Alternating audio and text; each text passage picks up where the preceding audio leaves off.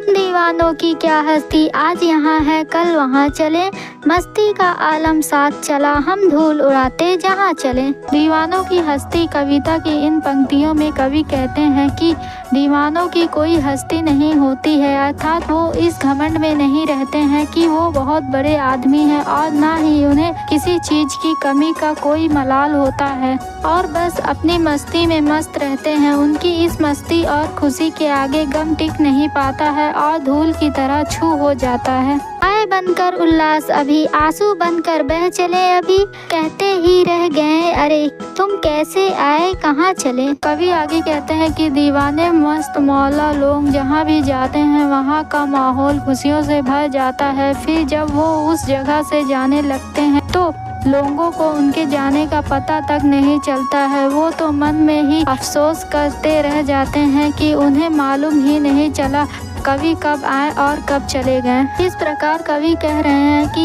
एक जगह टिक कर रहना उनका स्वभाव नहीं है, उन्हें घूमते रहना पसंद है, इसलिए वो अक्सर अलग अलग जगह जाते आते रहते हैं। किस ओर चले यह मत पूछो, चलना है बस इसलिए चले, जग से उसका कुछ लिए चले, जग को अपना कुछ दिए चले। दीवानों की हस्ती में कविता में कवि आगे कहते हैं कि मुझसे मत पूछो मैं कहाँ जा रहा हूँ, मुझे तो चलते रहना है इसलिए मैं चले जा रहा हूँ। मैंने इस दुनिया का ज्ञान प्राप्त किया है, अब मैं ज्ञान को बाकी लोगों के साथ बांटना चाहता हूँ, इसलिए मुझे निरंतर चलते रहना होगा। दो बात कही दो बात सुनी, कुछ हंसे और फिर कुछ रोए, चक्कर सुख दुख के घूंटों को हम एक भाव से पिए चले। कवि कहते हैं कि वो जहाँ भी जाते हैं लोगों से घुलते मिलते हैं, उनके सुख दुख बांटते हैं। कवि के लिए सुख और दुख दोनों भावनाएं एक समान हैं, इसलिए वो परिस्थितियों को शांत रहकर सहन कर लेते हैं। इस तरह कवि मार्ग पर चलते हुए लोगों का सुख दुख बांटते हैं और उन्हें एक समान ढंग से ग्रहण करके आगे बढ़ जाते हैं। हम भिखमंगों की दुनिया में स्वच्छंद लुटा कर प्यार चले, हम एक निशानी सी ओर पर ले असफलता का भार चले।